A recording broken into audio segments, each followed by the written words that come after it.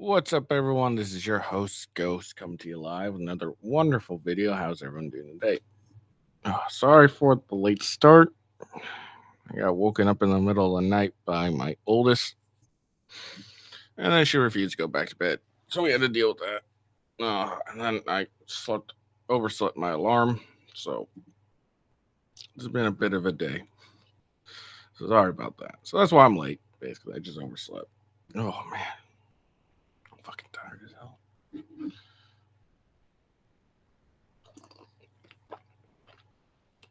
thank God. There we go. Anyways. So, sorry. Uh, sorry, I'm off. I'm a bit off today.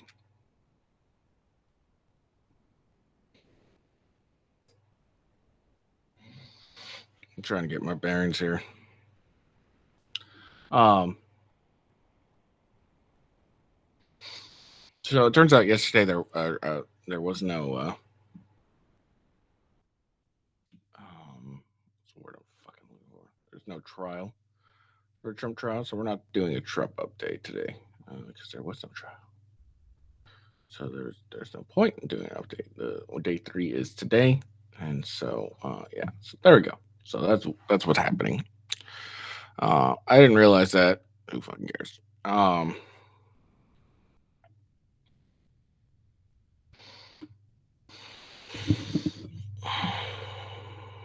Before we get started, again, I'm sorry I'm a little slow today. I'm just off my rocker. So before we get started, let's start with a little housekeeping. Follow me on X at officialwghost. Best way to find out when I go live and everything of that nature. Make sure you follow me on Rumble, rumble.com/withghost.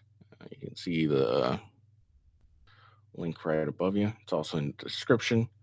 youtube.com/@withghost. Find me there. Link is also in the description.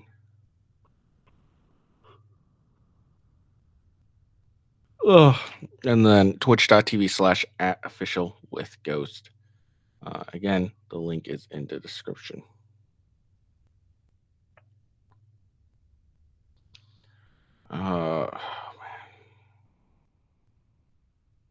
And then my gaming channel, rumble.com/gamewithghost. That link is also in the description.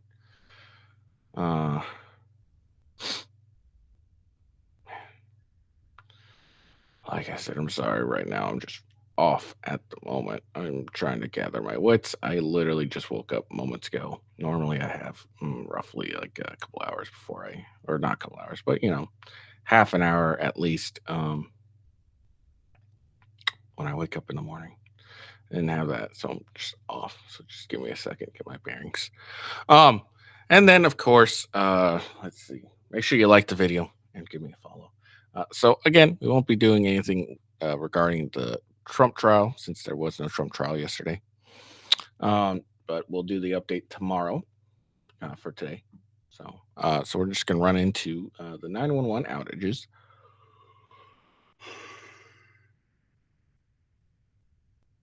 There's 911 outages in at least four states, and while it has been restored, it is a little concerning. Could this have been a test run? Is the question I'm sure a lot of people are wondering. So we're going to get into that. And then Trevor Baur, his accuser, I think he has a second accuser now. His second accuser could be facing criminal charges. And then his first accuser was interviewed by Sarah Gonzalez from Lays TV. It's only like a 16 minute video. So a 16-minute video. And so we'll take a look at that real quick. Watch that, enjoy that. She apparently confronts her Trevor Bauer's accuser and about the inconsistencies in the story. So we'll see if that's true. Biden's handler has been revealed. Chief of staff is revealed to be the second most powerful person in Washington. So we'll look at that. We're going to check out the Colorado's latest bill banning AR-15s and 9mm pistols with threaded barrels. Told you they were coming from for your guns, and you didn't believe us.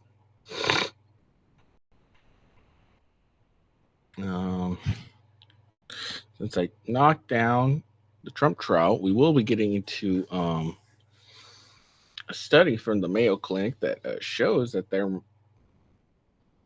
there actually might be shocking. There might be something showing that puberty blockers could cause permanent problems in boys. Shocking, I know, right? It was crazy that we thought that, but apparently that's true. So, without further ado, and I got one more thing, if time permits. If I got enough time, I got one more thing. I don't know if we'll do it, but we'll see. So, let's get into this.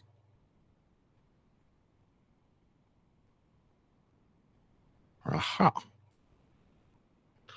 And that is the 911 outages.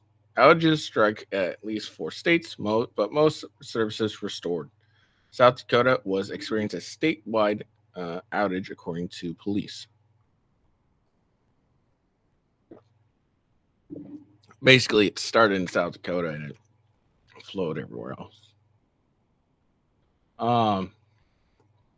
Emergency 911 services has been restored in most of the areas hit by outages on Wednesday night. At least six cities in 4 different states across the United States reported experiencing 911 call outages earlier in the evening, according to officials. Many of those outages had been restored by Thursday morning, authorities said, although a few police departments in Texas have yet to announce whether cell and landline services were back online.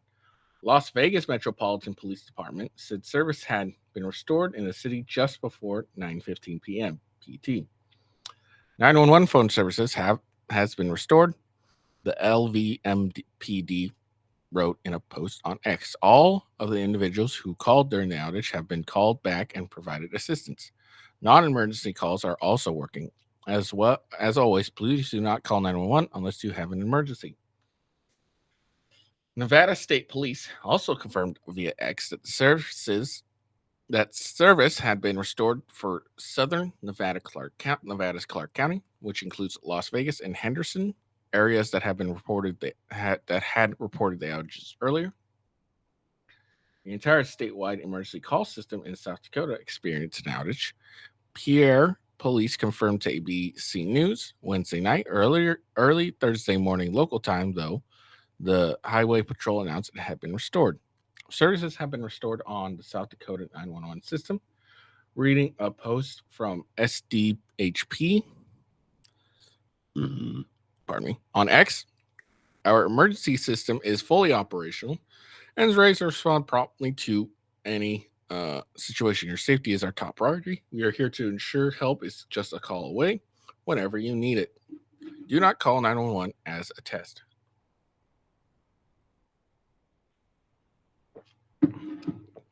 Dundee County, Nebraska, surrounding areas were experiencing outages, the sheriff's office said on Facebook. Man, they're back in like the fucking 2000s. The non-emergency line was working as well as 911 texting, police said. Both cellular and landline 911 services were later restored.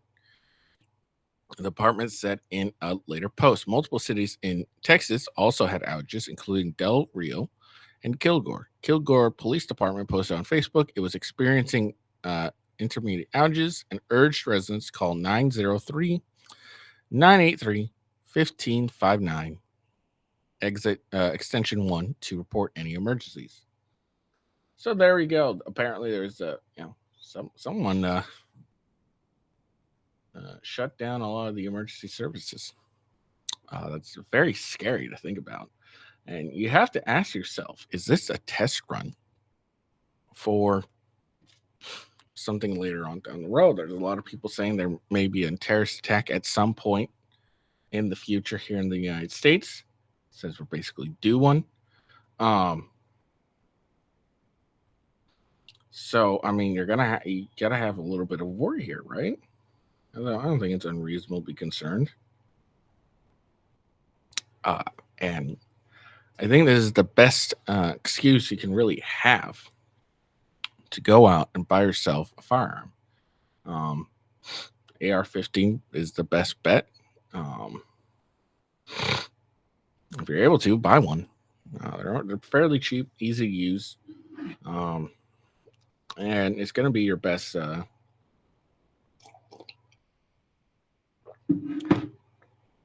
bet.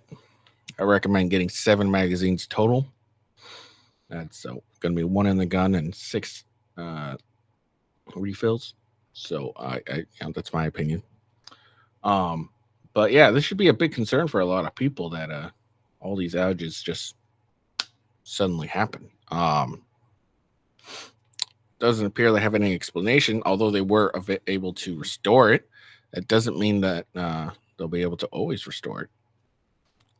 So I'm serious though that this is a really big concern that someone was able to come in and hack, and I assume a hack, and shut down a good amount of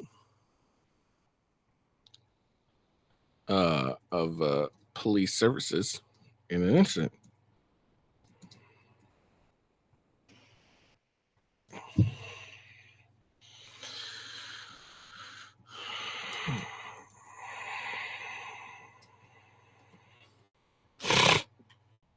I don't know how anyone else could not be concerned about this, honestly.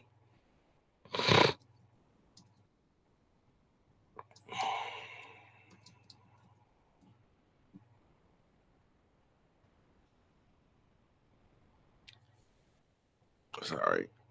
But yeah, it's really scary to think that, just all of a sudden all your 911 services, what a lot of people require to use to get some help has been disappeared in an instant.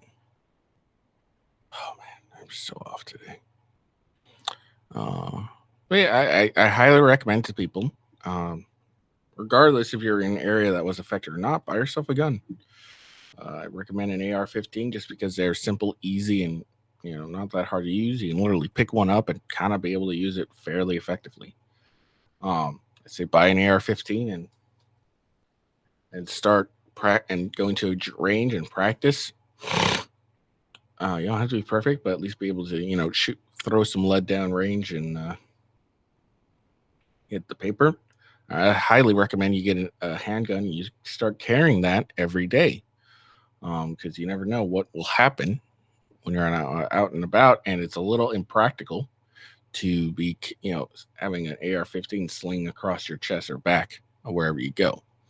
So I recommend you get a handgun, whatever your choice is. Go to a gun shop that has an indoor range and allows you to rent guns and rent as many as you'd like, and figure out which one do you want. I highly recommend that.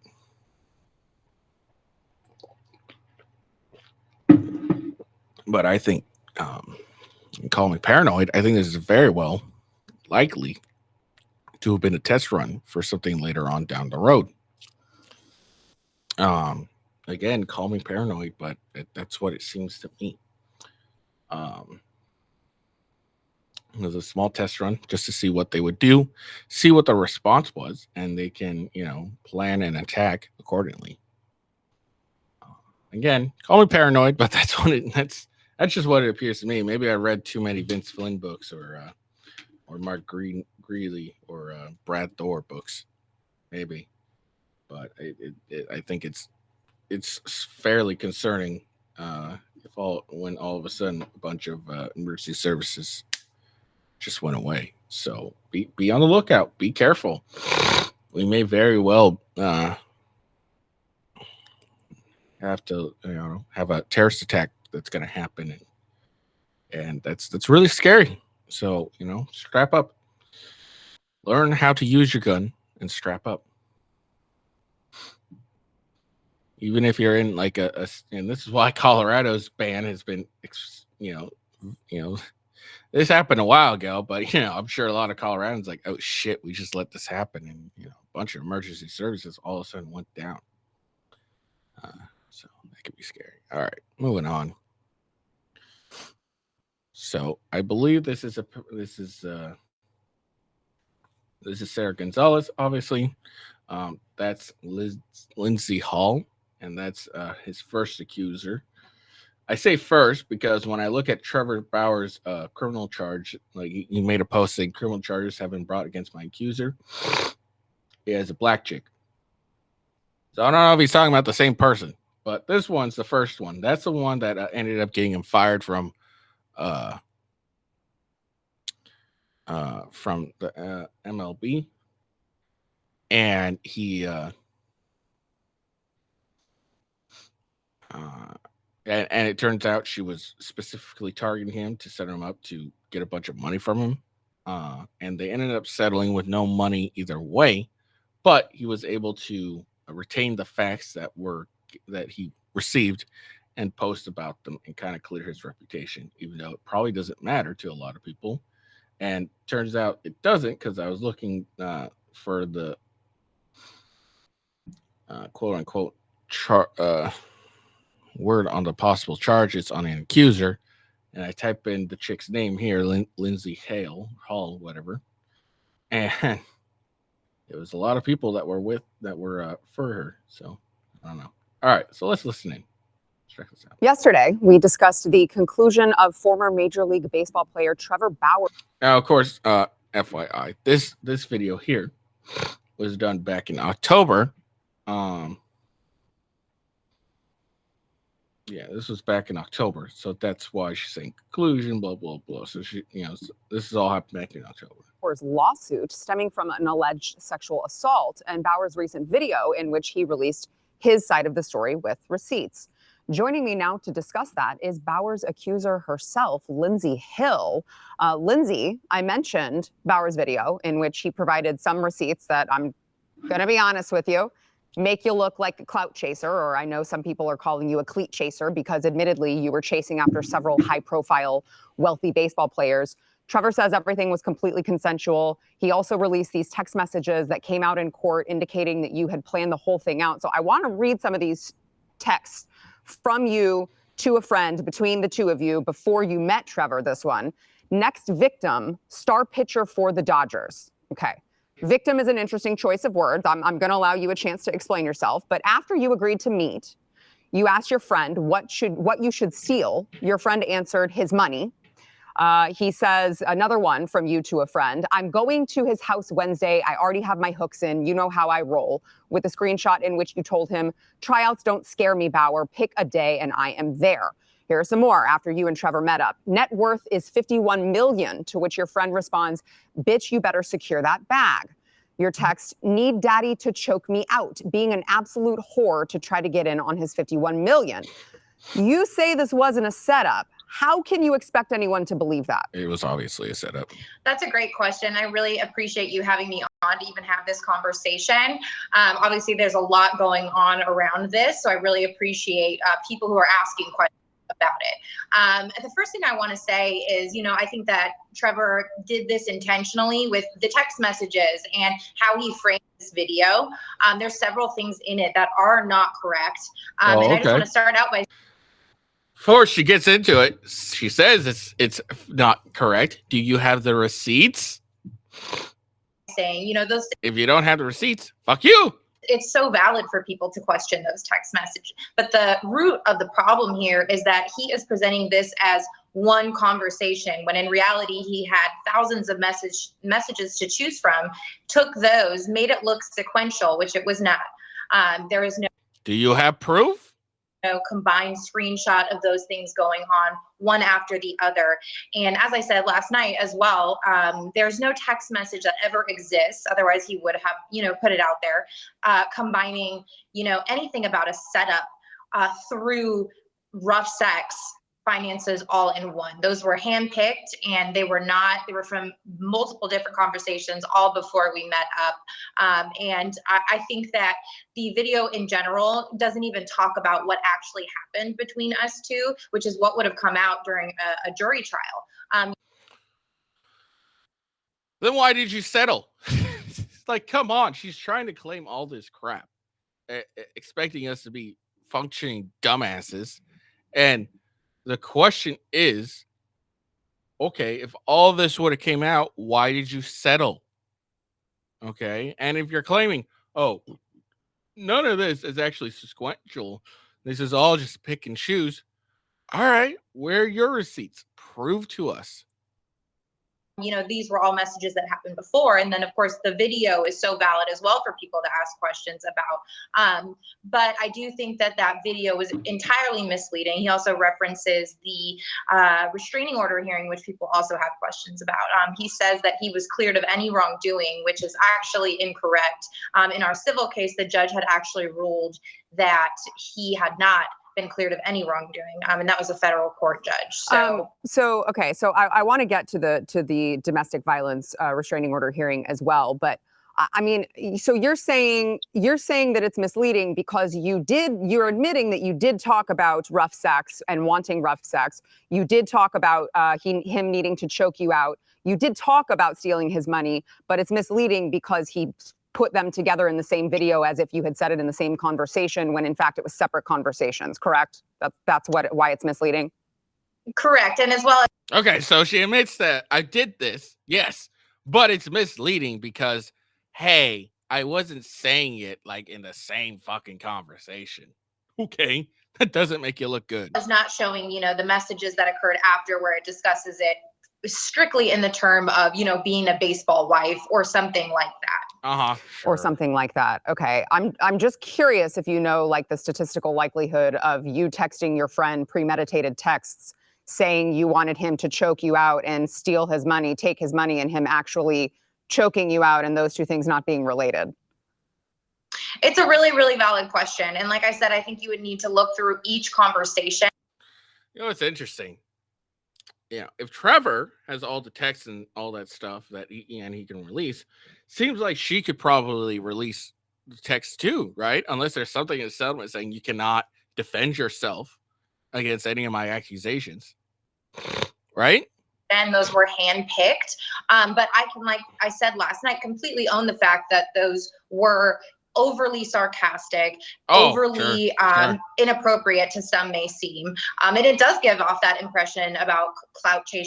Now, do not get me wrong. There could have been absolutely a text and they were just joking around, and being sarcastic. I totally understand. That's a complete and utter possibility. I really get that. Like, because, you text, you're just joking around with your friend. It's like, oh, yeah, I'm going to, hook up with him, be a baseball wife, blah, blah, blah. Oh, got to secure that back. Like, I really do believe all that could be possibly even remotely true. That it we were just being sarcastic. We were joking around because, text messages, they never portray actual sarcasm. So it's really hard to detect that. I totally get that. I just don't fucking believe her. Because look, she could have came on this show and provided all those receipts. She could have gone on and said, look, I sent you the entire thing, how it was, all the text messages. I sent you that completely. And let's discuss it. She could have done that. She's not doing that. She's just saying, oh, well, there's some context missing. I'm claiming, like, look, you've already been, and she's like, oh, well, the judge says that he wasn't clear of any wrongdoing. You got any fucking proof of that, lady? Sure. And again, she's claiming all of this. He's like, oh, all this stuff would have came out in the trial. Then why did you settle? Because it takes two to settle. You're not forced to settle. You could have kept going. Totally attention-seeking behavior, but I just feel that they have, nothing to do with what actually took place. No, they kind of do. They kind of do. If you're trying to establish some credibility here, if you're attempting to cleat chase or whatever she said, clout chase, whatever, and appear and texting, oh, I'm gonna make him my next victim, and then all of a sudden you come out as the victim, seems a little bullshitty to me.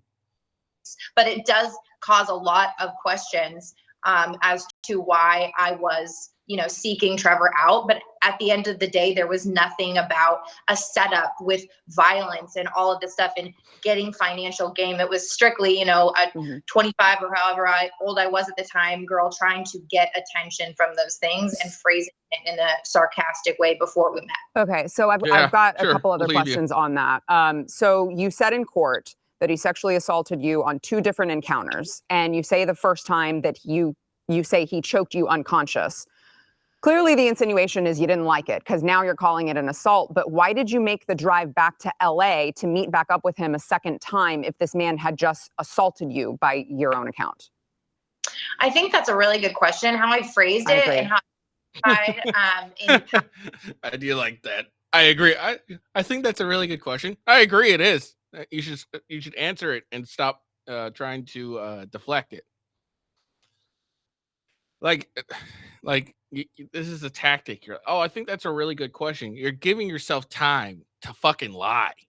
That's what's really going on here. She's like, oh, I think that's a really good question, and kind of distancing herself, letting some time, giving her some breathing room to come up with some bullshit lie.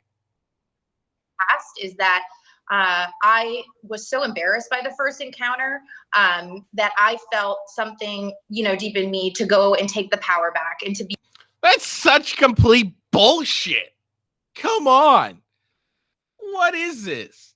Oh, I felt really embarrassed by this. I was so embarrassed that this had happened to me. So I decided that I needed to take back the power. And for me to take back the power, I needed to go and fuck this guy again. Like, what? He choked me out to pass until I passed out. After I sent a text saying, oh, choke me daddy with my friend.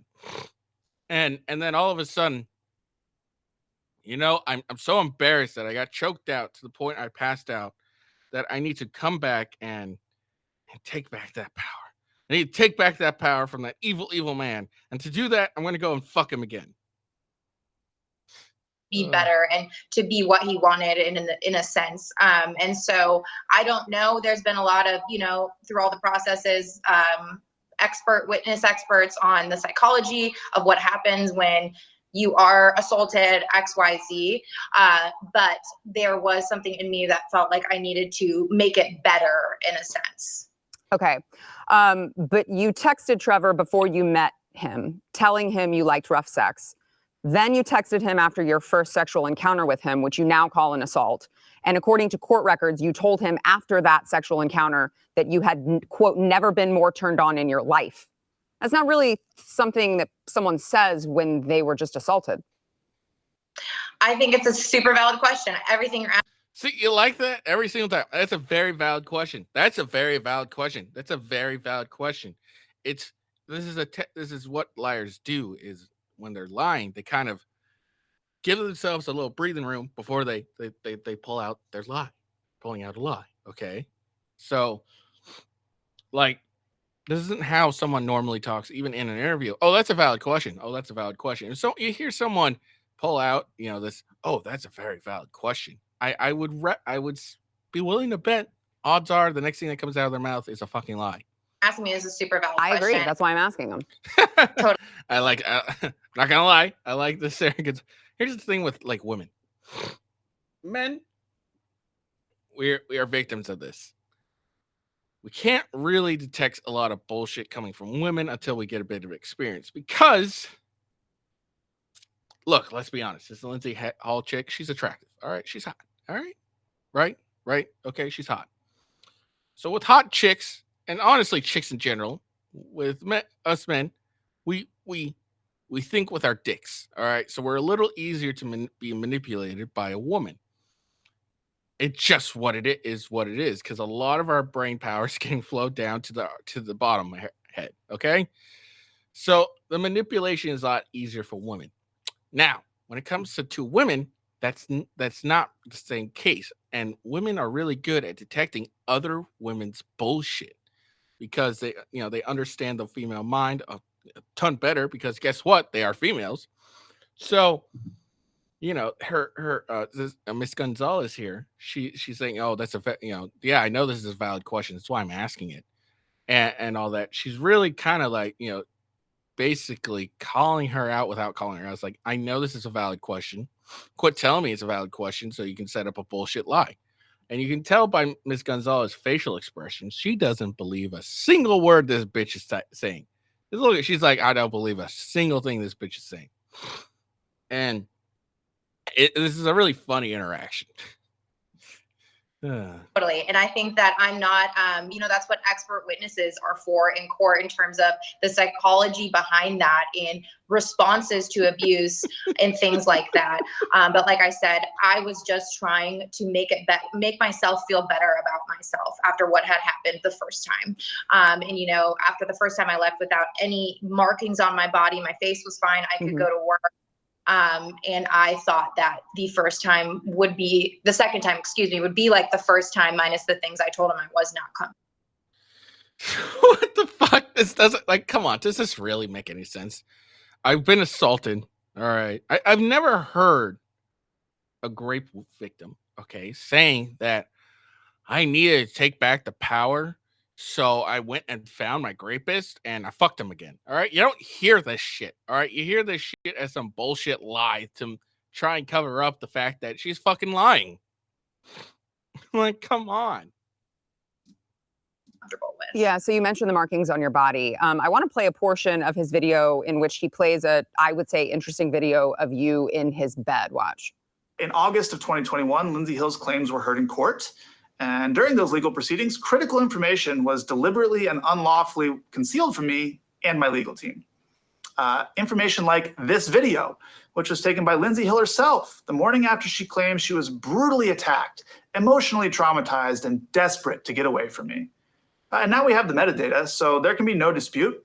It was taken mere minutes before she left my house on the morning of May 16th, 2021, without my knowledge or consent, of course. In it, you can see her lying in bed next to me while I'm sleeping, smirking at the camera without a care in the world, or any marks on her face. I think it paints a pretty clear picture of what actually happened the evening of May 15th and why the video was originally concealed from us. Lindsay, I think there are a lot of sexual assault survivors who would say you don't look traumatized there and you don't look beaten. And this is allegedly after you say that he brutally attacked you and you had bruises all over your... Hold on. All right, I'm going to make a prediction here. She's going to think that that's a very valid question to ask. Whatever question Ms. Gonzalez has, it's a valid question. She's going to acknowledge that was a valid question. Body, you had bruises all over your face. I don't see any bruises there, and I certainly don't see a woman who's just been traumatized by something horrible. Again, super valid. I think that I woke up that morning, and the best way to explain that video is I hadn't seen my entire body yet. I had no idea what had happened. But wasn't there claims about your face being fucked up? And considering, I was unconscious for most of it, I had no idea what had happened to my full body. But if it was that severe, wouldn't you already feel pain? Yeah, like you wake up, the lie doesn't make sense. Look, lady, if you're gonna lie, you gotta make it make sense. Okay, the lie has to make some sense. Okay. Now, obviously, there's things called shock, adrenaline, mask the injuries of your body and whatever. But when you get up and you look down at your naked body, because I doubt this Trevor Bauer dressed you. Let's look at that video.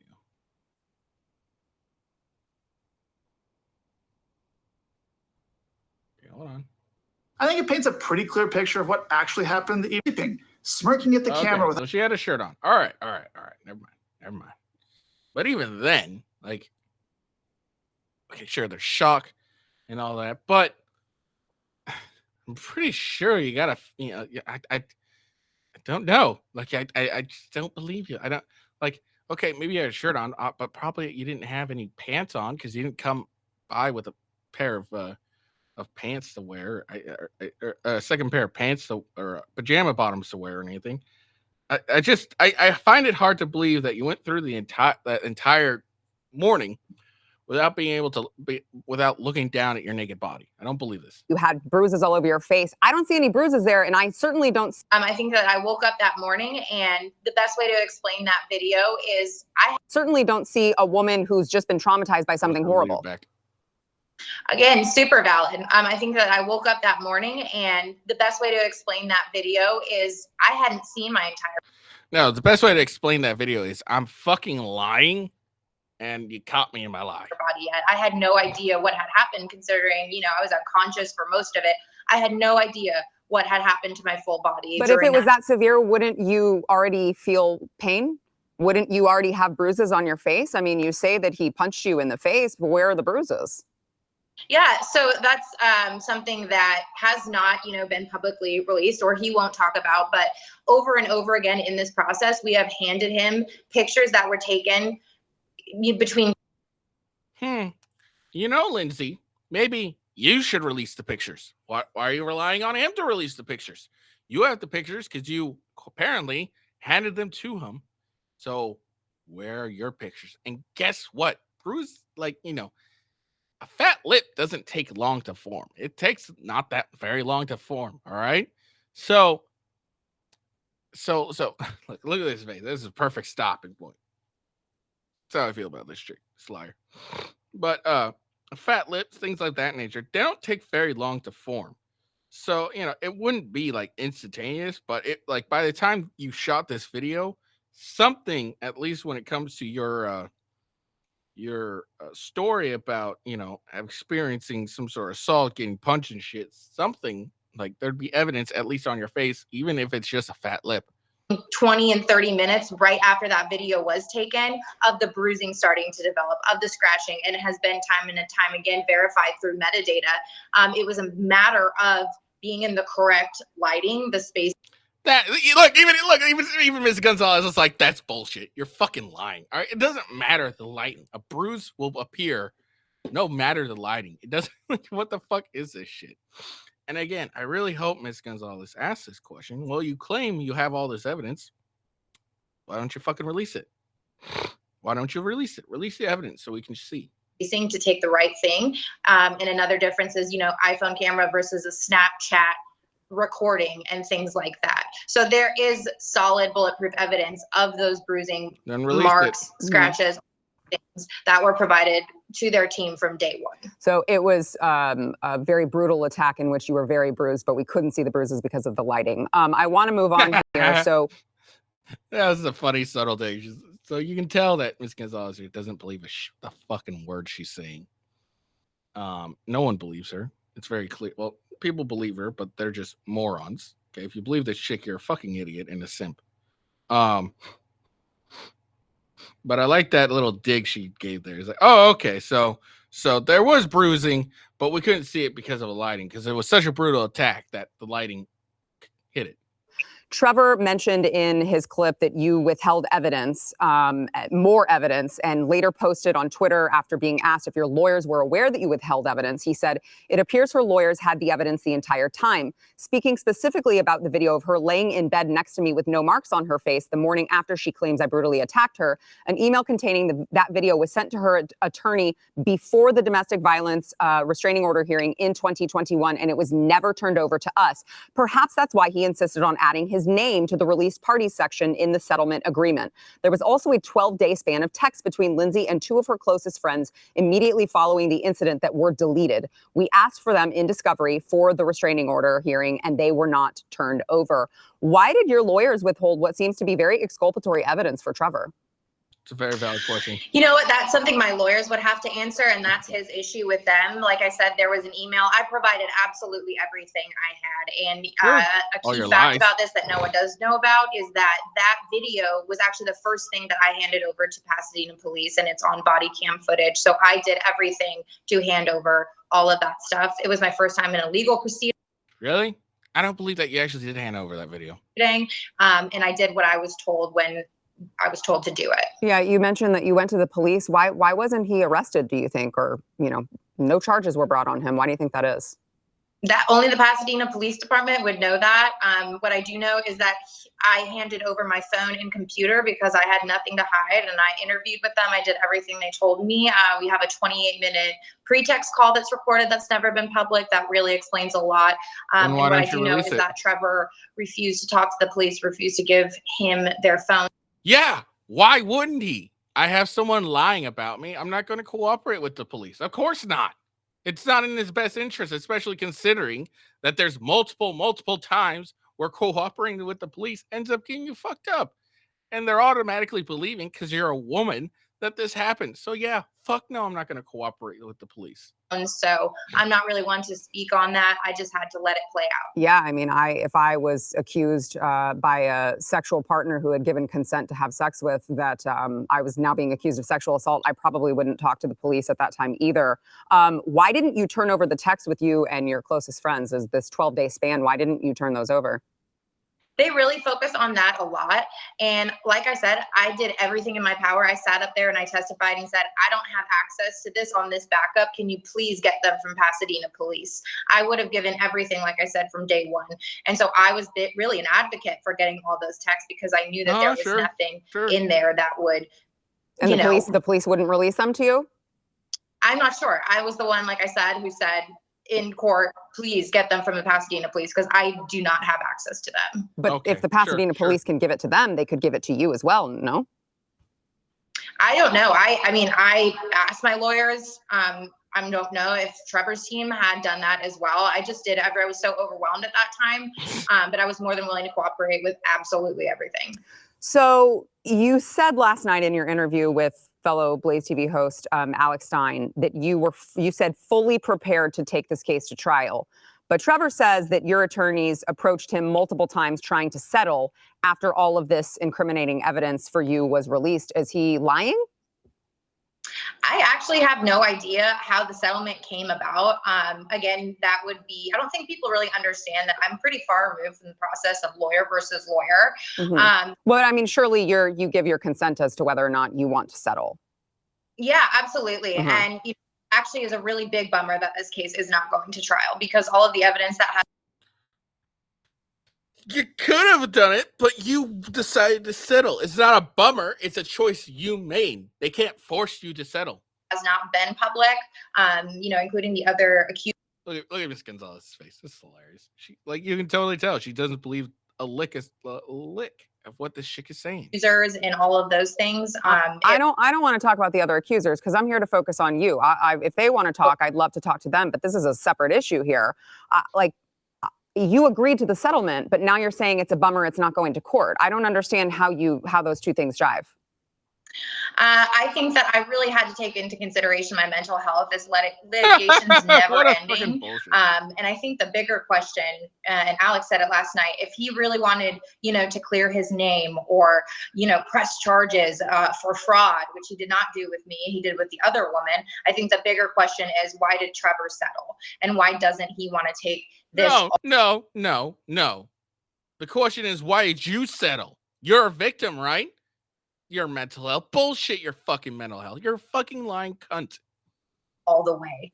And it's because of the chance of cross-examination and all the evidence for my case. I mean, I think that's an assumption that you're making, right? I would say maybe Trevor wanted to settle because you're talking about your mental health. Couldn't it be that he was tired of going through it as well, especially if his case is to be made that he's being falsely accused of something he didn't do? You both consented to rough sex. You had a safe word, and you didn't use it.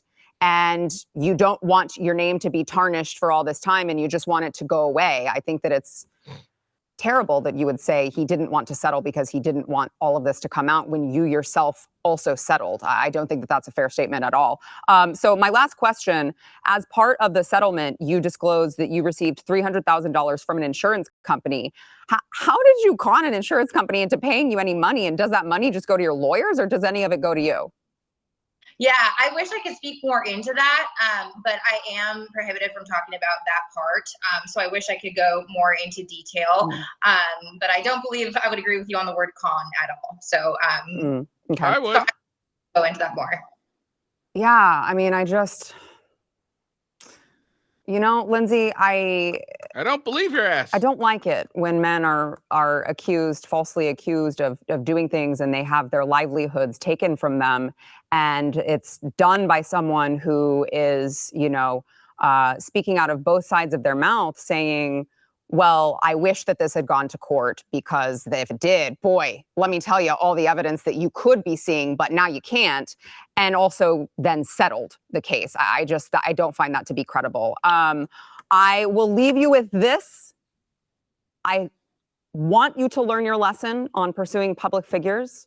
And I would ask that you stop sliding into my friend Alex Stein's DMs. Thank you very much, Lindsay. I really respect you, and that's nice to end that way. I really do respect what you have to say, and I hope there's a day that you can see the real truth of the situation. All right, thanks for joining us. Thank you. I think Miss Gonzalez here does see the real truth. I have so much more to say on that, but we've got to go to a break. I wish I could see the truth in it too. It's just that all the evidence that I'm seeing, which has been provided, isn't quite good for Lindsay. Oh, that was funny. All right. So I guess I leave it up to you. Do you believe her? Do you believe Lindsay? I don't. Okay. None of what she said makes sense. All right. Let's see this. Now, okay. So this is the second accuser, apparently. So apparently she may be facing some prison time now. Now, I have an explanation. Okay. I have an explanation. All right. He may have. The reason why Trevor didn't press any fraud charges against Lindsay may have been the fact that he was over the deal. He didn't want to deal with it anymore. He didn't want to see her anymore. So he was like, all right, look, we'll settle. I get to clear my name. Go fuck off, bitch. All right? That may have been his thinking. And the reason he's charging this chick is I'm thinking this may have came after Lindsay. And he's like, all right, I'm done with this. I'm going to press charges, because this is the second time this happened. So now I'm just going to ensure it doesn't happen again by showing that if you come at me and you're lying, I will put you in jail. I'm going to assume that's what happens until we hear from Trevor Bauer. One of the women who accused me of sexual assault just got indicted for committing felony fraud against me. Imagine that. Let me catch up to speed. In the last 3 years, 2 women have taken legal action against me. Lindsay Hill started all of this. You may remember her from this video as the girl who set me up and lied to the world in an attempt to take my money. Well, today, the only other one, Darcy Adana Esimonu, has been criminally indicted for committing felony fraud against me and another man. So now she's facing up to 16 years in prison. Her claims are even more absurd than Lindsay's were. So here's some of the details. We had one plain sexual encounter in December of 2020. Nothing that could be considered remotely rough. She initiated it, but don't take my word for it. Take hers. This is a picture and text message she sent me the next morning explaining why she came on to me. And for months afterwards, she repeatedly requested to sleep with me again. For example, this text from January 7th, 2021. At one point, she even requested a sample of my sperm so she could have my child whenever she wanted to in the future. The fuck? Now, it's hard to keep track, but she's made at least 4 7-figure demands over the last few years. More than a year after the one time we slept together, and only after Lindsay Hill made up her false allegations, Adana retained a lawyer. She then demanded $3.6 million and claimed I forced her to have an abortion, leaving her emotionally devastated and irretrievably damaged by it. But here's the thing. She never had an abortion because she was never even pregnant, and that's corroborated by her own medical records. When I refused to pay her the $3.6 million she was asking for, she made up a bogus sexual assault claim and filed a civil suit against me. In that version of her story, she claimed, for the first time, by the way, that there was non-consensual sex. But her texts from the next morning show what actually happened. Remember this text in which she explains why she came on to me? She also claims that instead of an abortion, she actually had a miscarriage, but that's impossible, of course, because, again, she was never even pregnant. We now have emails between her and the first 2 law firms that dropped her, in which they acknowledge they never had any evidence to support her claims, but they'll try to get my money anyway. I then shared an audio recording I have in which Adana contradicts her own claims and asks me for money. In the emails, her lawyers agreed that that's insurmountable evidence, and they inform Adana that they can no longer represent her unless she can provide documentation or proof of her claims. And of course, she couldn't do that, so the law firm urged her to consult other law firms with different standards. Now, Adana has filed more than 10 police reports claiming sexual assault or harassment against other men, including at least one other professional athlete. But after the Scottsdale police completed their investigation into her claim against me, she's the one being indicted for felony fraud. And not just against me, against another man as well. She made up bogus sexual assault claims and attempted to extort him too. And it gets worse. In my lawsuit against her, we subpoenaed a witness whom she knew for relevant documents to use in our case. And when she found out, she immediately made sexual assault claims against him too. Her MO is clear. Lie to men to get their money, extort them if she must, and when they refuse to pay, stop paying or stop giving her what she wants, go to the police, accuse them of sexual assault, and file a civil suit against them to retaliate. And just so no one can say, well, he still has 2 other accusers, just because the first 2 are complete frauds doesn't mean the others are. Here's a couple facts about them. They both had lawyers first demand in excess of $3 million to not go public. In both cases, only after. This is very common. Okay, this is very common with these women and stars, and professional people. They always send an initial, "Hey, look, I have this. I'll do this if you don't pay me off. Okay, if you don't bribe me to pay me off, if you don't pay me off, I'm going to do this thing." And when they do it, they think for the most part end up honoring their word. I doubt it, but they the guys will pair off and like, all right, go ahead, fucking do it, and then all of a sudden the sexual assault claims is made. So it's this is a very common thing that happens. After I refused to pay any sum of money, did their lawyers make anonymous claims in the media. They both had the opportunity to file a criminal complaint against me. Neither of them did. They both had the opportunity to file a civil suit against me. Neither of them did. They both had the opportunity to participate in Lindsay Hill's civil suit against me. They could have even done so anonymously. They both refused. One of them even submitted a statement to the court stating that she never made public accusations against me. The other refused to participate so vehemently that Lindsay Hill took legal action against her, trying to force her to participate. She still refused. So they both had the opportunity to testify under penalty of perjury. Neither of them did. One can only wonder why. Perhaps it's because all of their claims against me are lies. Now, it's been 2 years since these women and their lawyers attempted to weaponize anonymous claims in the media against me to take my money. I addressed them at the time, and as far as I'm concerned, it's in the past. But if there comes a time in the future where I need to defend myself further, I will not hesitate to do so.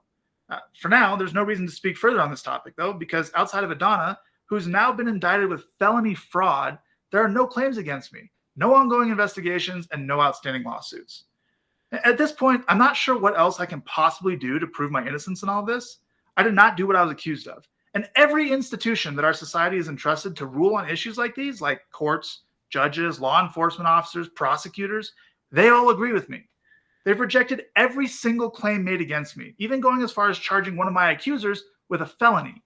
If any evidence of any of these claims actually existed, I would have been charged, or at the very least arrested. But that never happened. What else do I have to do to prove that this entire situation has been a massive lie? This is insane. At what point do I get to go back to work and continue earning a living? Never, dude. Never. You're a dude. How dare you? How dare you be famous and a guy? All right? How dare you? How dare ye?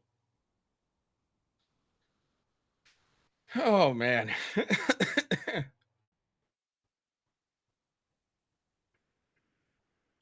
It's kind of fucking hilarious. And if you really believe any of these broads, you're just a fucking idiot. Come on. Like, for reals. You're a dumbass.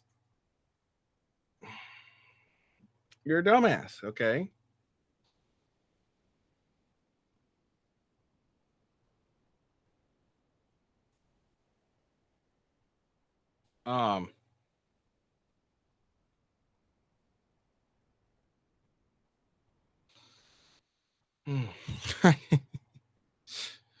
God damn. Like it's kind of crazy. And it like, come on. Do you really believe these accusers at this point? Do you really? No, you don't. Okay. So let's come on. Leave this guy alone. Let him live his life.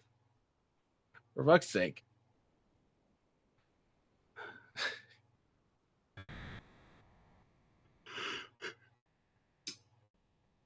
Oh, sorry. It's just kind of funny and sad, in all honesty, that like this poor guy, he's like, dude, I just want to be left alone. and these bitches won't leave me the hell alone. Oh man, and oh my god, it's just so fucking ridiculous. It's hard to really grasp, honestly.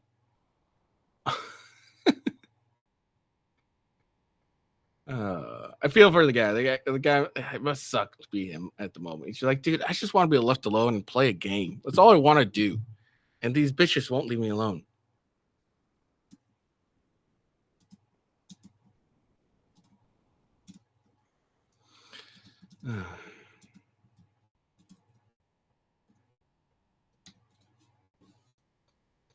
All right.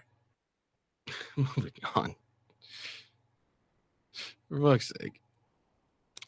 But again, do you really, sorry, do you really believe any of these chicks? I really don't. I don't. Every time there's any like whole like, oh, there's an accuser, someone's accusing someone, there's an accuser, blah blah blah. I just don't believe them anymore.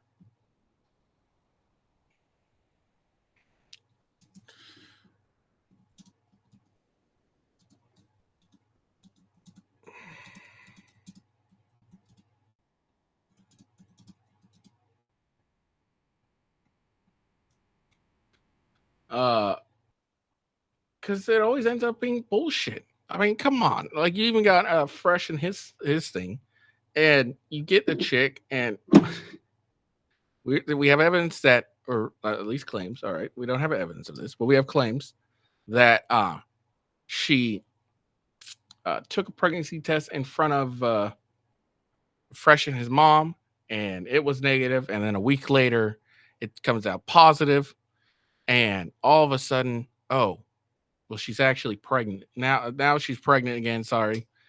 Well, okay. So she takes the pregnancy test in front of Fresh and his mom. Comes out negative. Then a week later, she sends another one outside of Fresh's and his mom's presence. And now she's pregnant. You got a bunch of fucking simps, fucking people that hate Fresh and Fit, believing this chick. And then you get on, and then you listen to you look at the WhatsApp messages, and like, you don't suspect that these are fake or bullshit. Maybe they are absolutely true. Who knows? But it doesn't make sense that you would have your quote unquote boyfriend at the time, the love of your life, and you have his name as Fresh. Okay, his stage name essentially. Okay, you would have that instead of Walter. Like, does that make any sense? No, it doesn't make any sense to me. But yeah, and then she goes and makes an illegal recording, and her it's the first time they're on the phone as far as we know, and she goes on and she's like, oh, I don't want to kill the baby, he's alive. Like, come on, do you believe this bitch at all? Really? Do you believe any of these bitches? Come on. It's just crazy to me.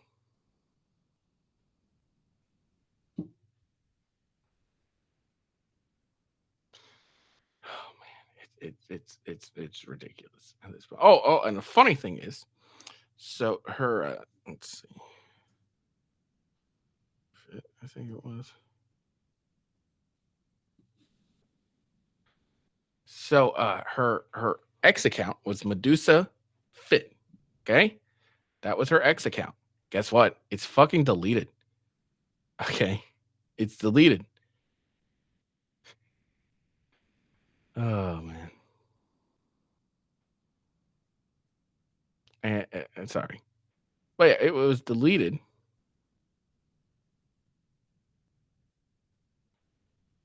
Sorry.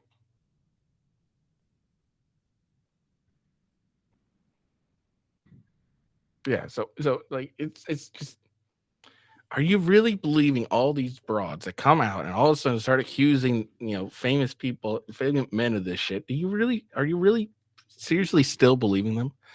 If you are, then you're probably some simp fucking loser that doesn't get chicks and hates, the men you see being able to get these, attractive women, and you just hate their guts at this point and hate their lifestyle. So you just automatically believe them because, God forbid they do better than you. And like, it blows my mind. Oh, and another thing happened last night. Kind of related, not kind of. It looks like Fresh and Fit or at least Myron and the Courting have um come together and kind of kumbaya'd. It he appeared they didn't really discuss it that much, but he was on their show last night, and it sounded to me that the Courting's admitting his mistake, and I can respect that at the very least. He's admitting his mistake. He's took down all his posts regarding Fit and Fresh, Myron and Fresh. So shout out to the Courting for being a bigger man and like admitting when he was wrong. And it's I don't know what Myron said, what they discussed behind scenes, of course, but he was on their show last night. They had a good time. They didn't really discuss anything except like video games, which was kind of cool. It was kind of like one of those like relaxing podcasts. So, probably start advertising for Coffee Brand Coffee again, even though I didn't really advertise it, but I'll put it in my link and shit. Because my biggest problem with the Courting, why I stopped doing the Coffee Brand Coffee shit, is I hate the blatant hypocrisy. Like, I understand a lot of people are hypocrites, but like the blatant hypocrisy and the double standards they're holding really irks me. And people keep calling, Fresh and them hypocrites. It's not hypocritical to make a mistake and fall into the same trap you tell people not to. It is hypocritical when you tell, when you disbelieve Jared Monroe and ask questions when he makes his claims with no real evidence. and just like, look, I'm really just I'm not like, and you're not like, you're not even simping for your buddy. You're just like, look, I just need some more information. I really don't believe you, but I need some information before I make a real judgment. And then on the same token, these guys you didn't like at the moment, they get accused and they get, some questionable material at best. And then you automatically, start going in at them. And that just bothers me a lot. It's why I stopped watching Crowder, because he goes and rails against bullshit contracts. Okay, rails against bullshit contracts, and then he gives Dave Landau again. I didn't see it. I'm just trusting Landau's word on it, but he didn't give Landau. He gave Landau a bullshit contract as well, and that bothers me a lot. So I had an issue with the Courting. I mean, not that he gives a shit. I'm some small fucking rebel. He probably heard, oh, this, with Ghost has an issue with you. And he probably saw that and just like took it and just wiped his ass. He doesn't give a shit about me. And he shouldn't. I'm nobody. But that's why I stopped with the Coffee Brand Coffee. I had an issue with the Courting, but it seems like the Courting has become the bigger man and has, admitted his mistake. And now, it's a little bit kumbaya. And it was a really good podcast last night. They had a good time. So, I don't have any beef with the Courting. I really didn't have any beef. Honestly, I just didn't want to associate myself with him. But it's good to see that the Courting is at least being fair. I'm not even asking him to like these fuckers. I'm just asking him to be fair and let me just wait for all the evidence. Because if you look at the evidence that Daisy has presented, it's suspect at best. Okay, and there's people who increase the magnitude on those pregnancy tests, and it actually looks like it appears that it's actually those pictures are negative, not positive. And again, there's questionable thing about the WhatsApp material, and then again, there's questioning about why, if you really care about the child, why are you recording someone illegally and only releasing a portion of the call? So that wasn't the entire of the call. So it's a lot. It's a suspected or suspicious evidence that can you really believe. So, anyways, that's my rants about these hoes and accusing famous men. All right, move on. So let's move on. Since we were talking about 911 outages. Oh wait, no, never mind. That's not what we're talking about.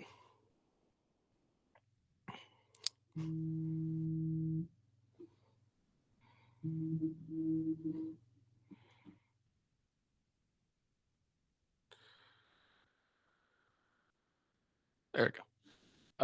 top advisor admits chief of staff Jeff Zeitz is the second most powerful person in Washington, tells Biden what to say.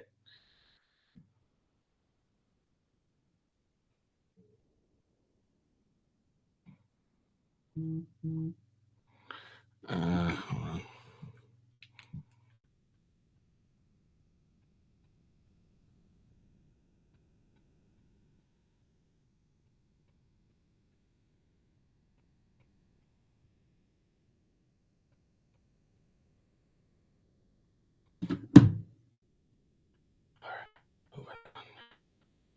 Moving on.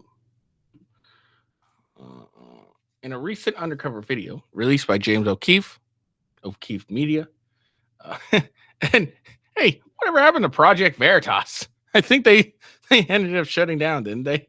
After firing James O'Keefe, Tyler Robinson, special advisor to the administrator of the U.S. Small Business Administration, made startling claims about political influences within the Biden administration.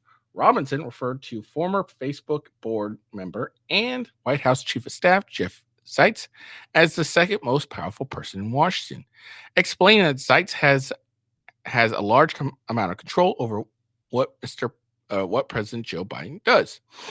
You know what's funny is MSNBC, ABC, all these other large medias, they don't respect Biden.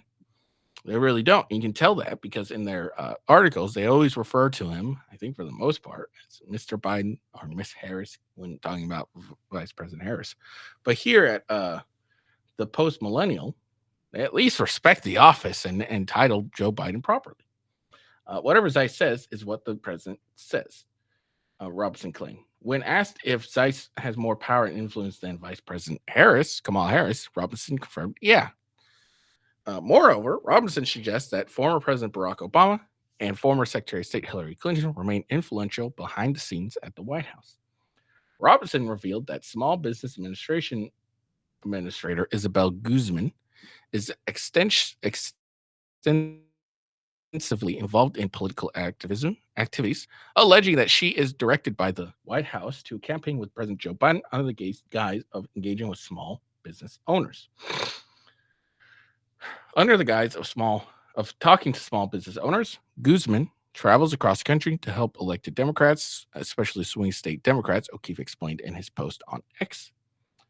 Robinson cited an example where Guzman was instructed to engage with Montana Democratic Senator John Tester while excluding Republican representatives.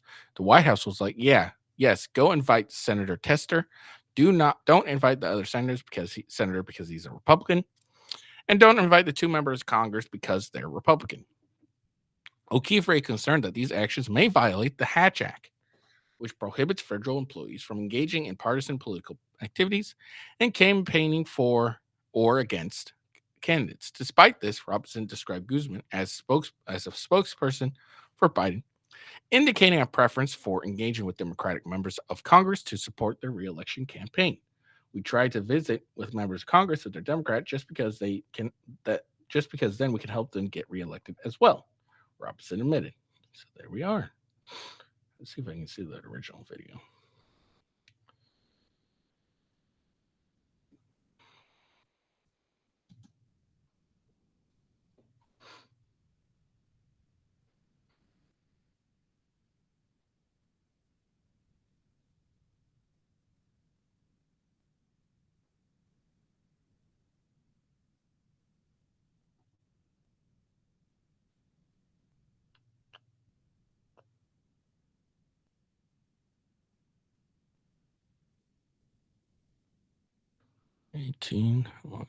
All right. Let's see. What do I want to do here?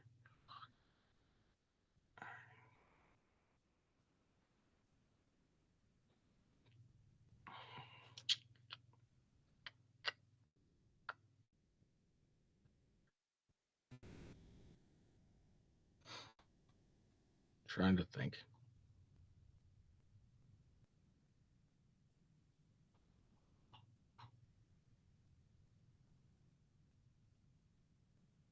Because this is an 18-minute video, and I want to watch it all, but I had something else I wanted to talk about. But I'm thinking I might not talk about that. and I'm just trying to see if I can give any cliff notes.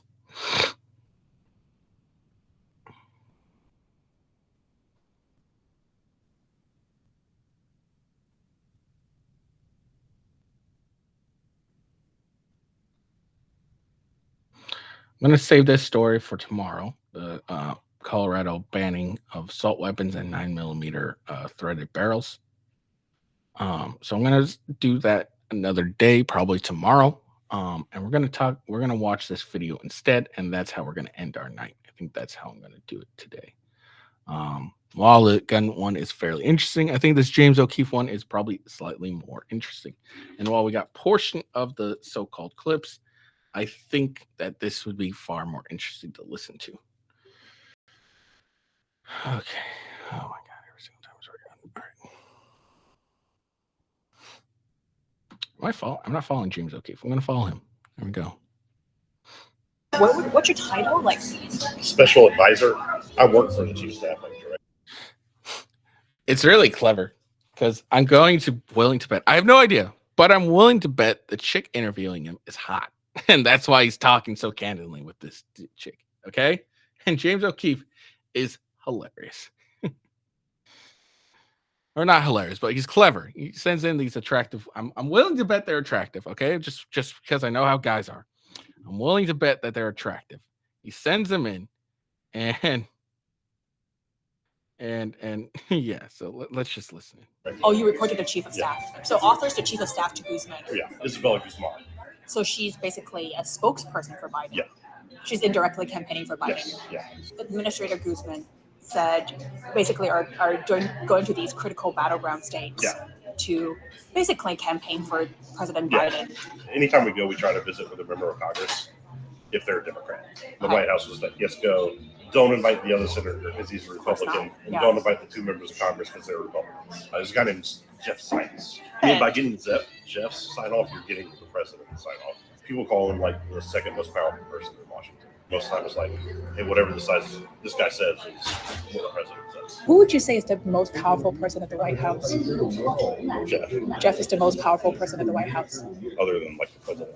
There's probably like 5 or 6 people that work for Joe Biden and have worked for him for 30 years. One of them is Ron Clay. Ron worked for Biden when he was like a senator. There's a guy named Steve Roche. He's like a senior advisor at the White House. Anita Dunn. Yeah, she's a senior advisor at the White House. Gene Sperling. He's an economics guy. Oh, his sister, Biden's sister. She like runs the Biden Foundation. They're the people that run his different departments. If they put it on his desk saying like, hey, we think you should do this, they'll probably So I feel like Barack Obama's still very like involved. No, he is. Yeah, Hillary was being interviewed, and she said, "I still talk to the White House every day." She has people that are like super close to her that are still like senior people in the White House. So who's she talking to in the White House? Probably Neera Tanden. I hope Hillary's still involved behind the scenes because no, she is.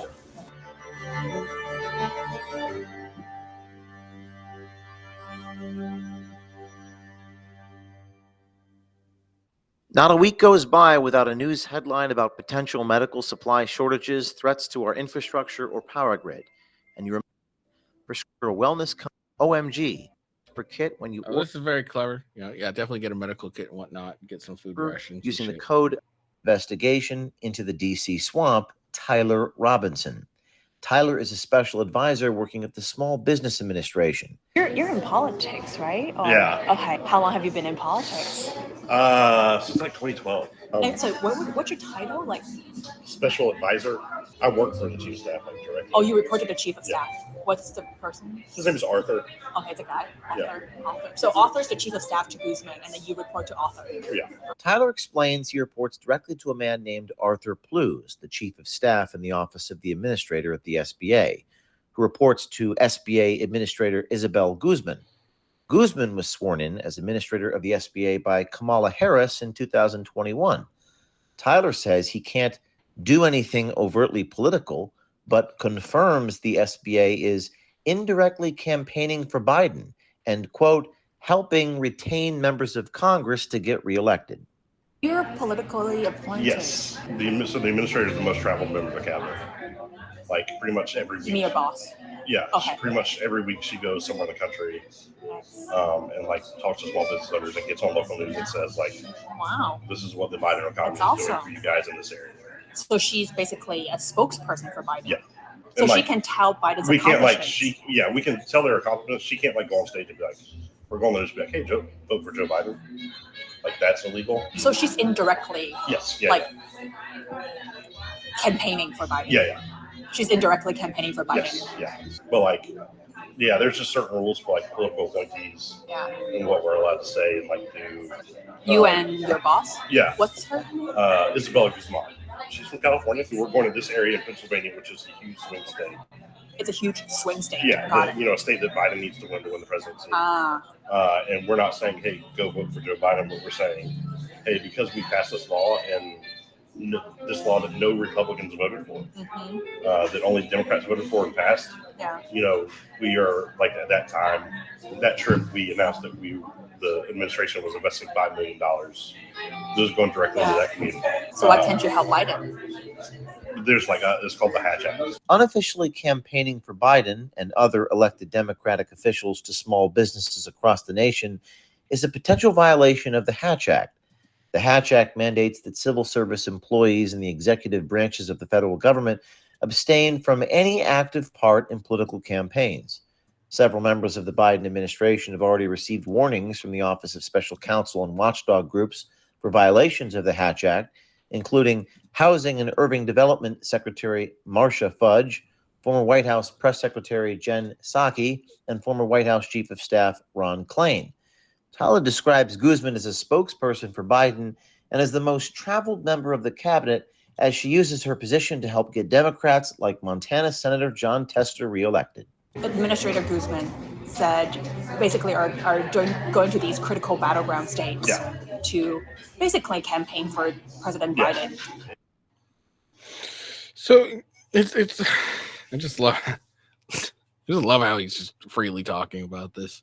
Obviously, I'm sure James O'Keefe's undercover reporter spent weeks or months talking to this guy, getting his trust, and making him seem like an ally and all that. And it's really funny to see how open he's talking about it. And yeah, this is obviously this is irritating as fuck. They go as oh well, we're not officially campaigning for him, but you kind of are trying to circumvent the Hatch Act. And what's funny is you haven't heard anything on this news at all. But if you had Trump and it was Trump who was doing all this, be blasted all over the internet. It's just ridiculous, the double standard sometimes. Anytime we go, we try to visit with a member of Congress if they're a Democrat. Why do you need a member of Congress to go? Just because then we can help them get reelected as well. So we're going to Montana because Senator Tester he's the Democratic senator from Montana. Okay. He's in the tough reelection race, and that's a seat we need in the Senate to maintain a majority. If he loses Montana, it's harder. We're screwed. Yeah, it's harder to win somewhere else. We all as an office we're going. The White House was yes, go invite Senator Tester. Don't invite the other senator because he's a Republican, and don't invite the two members of Congress because they're Republicans. So the White House authorized you guys to go campaign for this senator. Yeah. What kind of campaigns does the SBA run to help Biden? I mean, we can't do anything overtly political. We can't send out an email to small businesses vote Joe Biden. Tyler Robinson continues to describe the inner workings of the Biden White House by mentioning Jeff Zients, the White House Chief of Staff. Tyler states, quote, by getting Jeff's sign-off, you're getting the president's sign-off, labeling him as the second most powerful person in Washington, D.C. Down the line, it's up to the president and the chief of staff. The chief of staff to the president approved it. There's a guy named Jeff Zients. Jeff Zients? Zients. Within the White House, there's something called the Office of Cabinet Affairs. Office of Cabinet Affairs. Yeah, okay. and so all these names. Yeah, they're responsible for overseeing all the different cabinet agencies, cabinet secretaries. And your boss is one of the cabinet secretaries. So they tell us it went all the way up, basically, for approval. So Jeff is the final approver. I mean, I guess it would be the president, but in reality, it's probably Jeff. Now, I don't hold.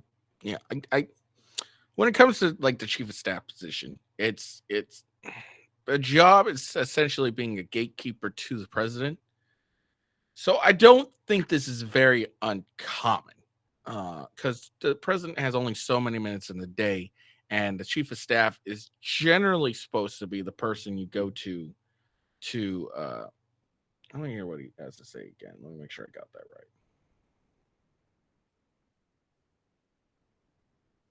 right. That yes, go invite senators Republican into Congress because they're Republicans. Does the SBA run to help? Joe Biden. Tyler Robinson can Jeff Zients, the White House chief of staff. Tyler states, quote, by getting Jeff's sign-off, you're getting the president's sign-off, labeling him as the second most powerful person in Washington, D.C. Down the line, it's up to like the president and the chief of staff. The chief of staff to the president approved it. There's a guy named Jeff Zients. Jeff Zients? Zients. Within the White House, there's something called the Office of Cabinet Affairs. Office of Cabinet Affairs. Yeah, okay. and so like All these names. Yeah, they're responsible for like overseeing all the different cabinet agencies, like cabinet secretaries. And your boss is one of the cabinet secretaries. So they tell us it went all the way up basically for approval. So Jeff is the final approver. I mean, I guess it would be the president, but in reality. Yeah. So I don't think it's very uncommon for chief of staffs to kind of hold that power of being a gatekeeper to the president, because the chief of staff, in my opinion, is basically the president's secretary. All right. Manages booking, kind of gets them from point A to point B, all this shit. And all that stuff.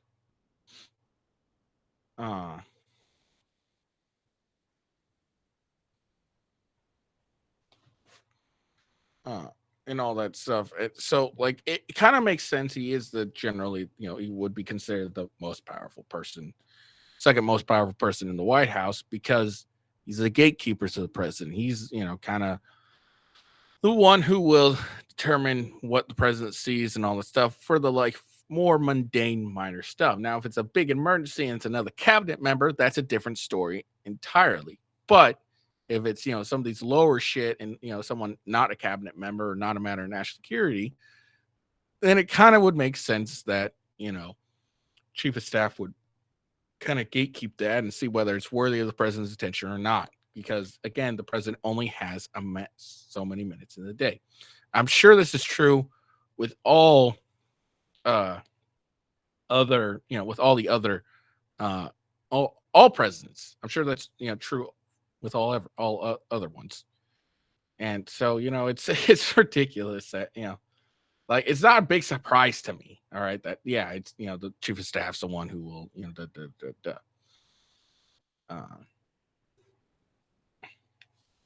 and they're calling him the more powerful because he basically gatekeeps the president. And the gatekeeper is generally a far more powerful person because they determine who their who the person who the president will see and what he doesn't see. So that's why it's considered powerful. But I don't think that's like something that's very new. I don't really believe that that's something new. It doesn't surprise me at all, any of this, when it comes to the whole, well, not even the Hatch stuff, but it doesn't surprise me this chief of staff stuff. I'm kind of more interested in the Hillary Clinton Obama stuff. It's probably Jeff, yeah. So the president also has to sign off on this. Yeah, I mean, by getting Jeff's sign off, you're getting the president's sign off. What that basically means is like if Jeff agrees with it, then the president will actually see it. And he'll probably be able to finagle it so he can actually he'll agree with you. Oh, this Jeff guy's powerful. Yeah, realistically, they are. People call him like the second most powerful person in Washington. Because most of the time it's someone that's close to the president. And like who has always been with them and like their most trusted advisor. So like generally most of the time it's like, hey, whatever this guy says is what the president says. So Jeff can sign off on things without the president. Yeah, I would imagine if you like ask people who the White House chief of staff was, I doubt anybody outside of Washington to see. Why is he so stealth? This is kind of a role. I wouldn't say it's stealth. It's just more not many people think he's important. Because again, if you really think about it, chief of staff is just really in general the just a secretary of the president's secretary. So You don't know the secretary of Elon Musk. You don't know his secretary.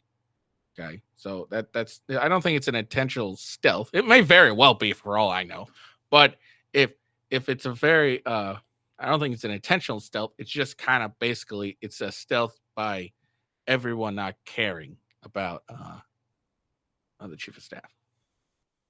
Because that gives him more power, Yeah. more like ability to do things, get things done. Yeah. Because if if everyone you, knows about him, if you follow politics, you know who like the chief of staff is. But like the average American wouldn't know who he is. But is he appointed or elected? He's appointed. He's appointed by who? Biden. Biden. Yeah. Tyler even goes so far as to state that Jeff Zients runs the White House. When he was 35 years old, Fortune magazine named Zients in his 40 under 40 list with a net worth of $149 million.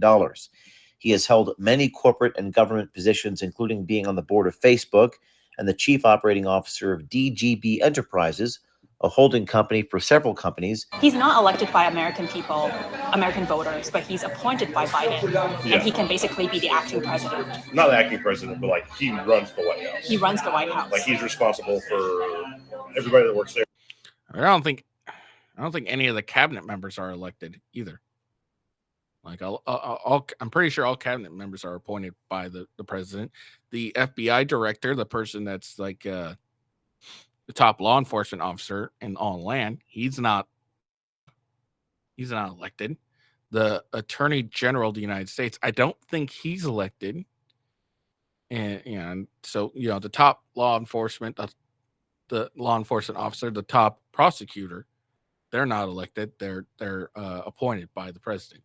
Now they have to go through confirmation hearings and shit like that, but they're not elected by the people. So again, it's this may sound like a surprise to you if you don't really understand the nature of the White House or how it's run. There, he like helps set the president's agenda, like controls secretary. What he said, all that. Is Jeff more powerful than Harris?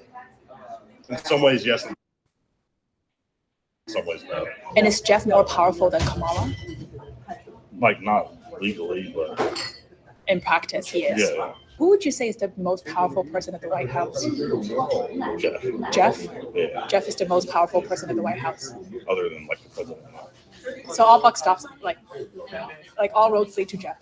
Jeff and the president. Yeah. Okay. Recently, Special Counsel Robert Hur characterized Biden in his final report as showing diminished faculties and faulty memory, in which Biden did not remember even within several years when his son Beau died. This report and Biden's general demeanor compel many Americans to speculate that there must be other people in charge and making the most important decisions for the American people. Tyler Robinson has a lot to say about Biden's shadow advisors that were never selected or voted for by Americans and lists them directly by name, stating there are 5 or 6 people who are Biden's closest advisors and have worked for him for over 30 years.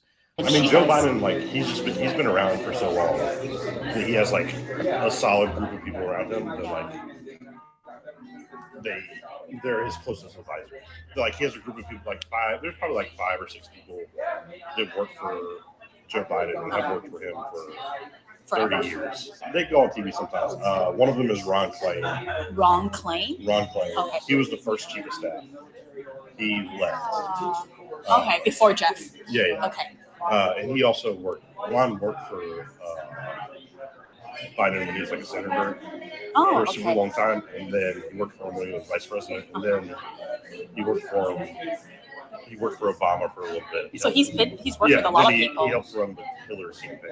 So he's like one of them. There's a guy named Steve Ricchetti. They're old friends. He's worked for Biden for like years. He's like a senior advisor at the White House. Anita Dunn, she is senior advisor. So, yeah, she's a senior advisor at the White House. One of these advisors is a DC insider named Anita Dunn, who once named Chinese Communist Revolutionary Mao Zedong as one of her 2 favorite political philosophers in a speech to a high school graduation.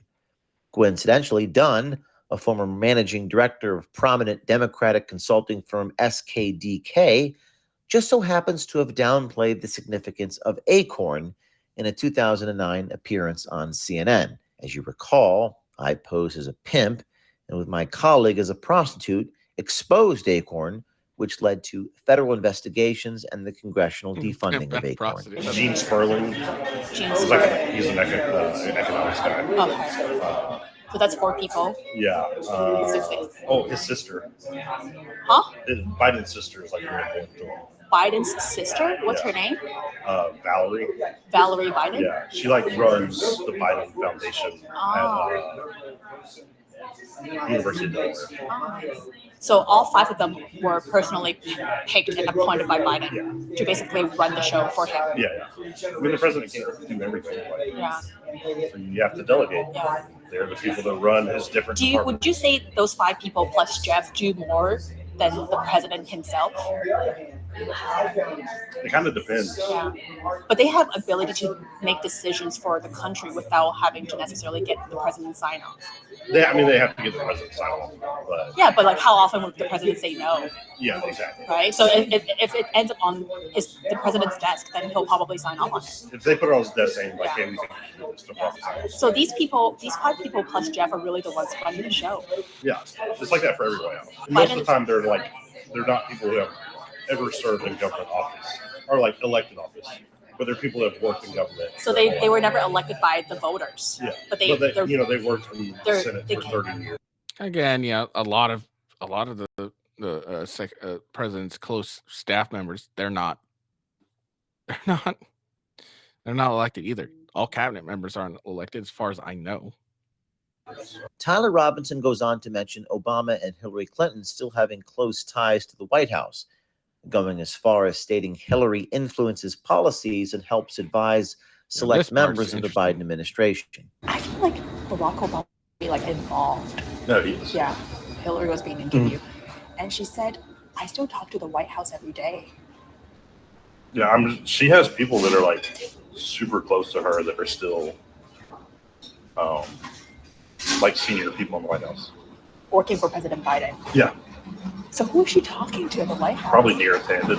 Who? The director of the Domestic Policy Council. What's his name? Neera Neera. Tanden. Okay. She she. Yeah, she worked for Hillary for a while. And she now works for President Biden. So you think she's one of the people that Hillary would talk to regularly? Yeah. To what? To influence policies, or like how much power? Yes. Just get insight. Yeah. And I hope Hillary's still involved behind the scene because. No, she is. Okay. So she's talking to this one lady for domestic. She does a lot of international stuff. With whom? They have like the Clinton initiative. Does she talk to anyone else besides this Neera lady? I'm sure. Yeah. On internal SBA policy and plans, Tyler Robinson discusses how the SBA wants to get into the lending business to provide loans to small businesses that cannot get loans from private banks. All right, I've lost interest in this. I mean, a lot of that stuff doesn't really surprise me. They're like, oh, you're trying to make it such a big deal. Oh, yeah, of course. Whether you agree with it or not, of course, there's going to be some gatekeeper to the president. I don't know, handlers are the right idea. It's more like gatekeeper, in my opinion. I'm sure Trump had that. I'm sure Obama had that. Bush had that. Like, the president's a very busy individual. So, of course, there's this, individual that kind of gatekeeps what the president sees and doesn't see, when it comes to these lower issues. Now, that being said, I'm sure this chief of staff has to work 10 times harder because President Biden's a fucking moron.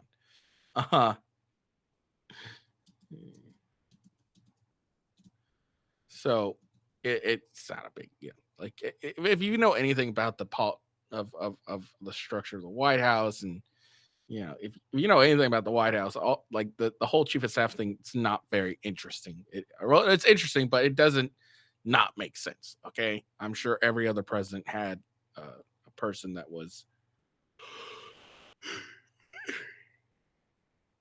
Every president had that chief of staff who was kind of the gatekeeper to the president.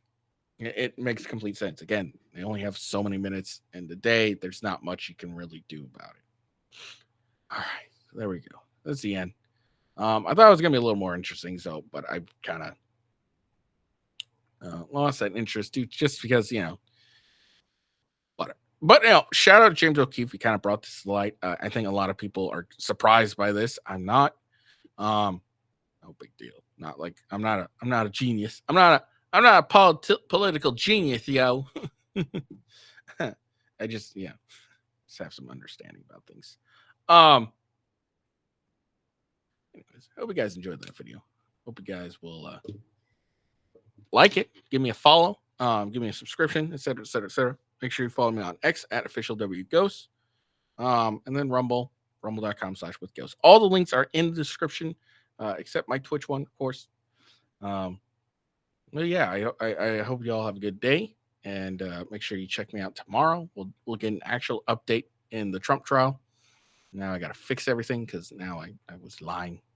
I lied what I was going to talk about. I hope you all have a good day. Peace out. See you later.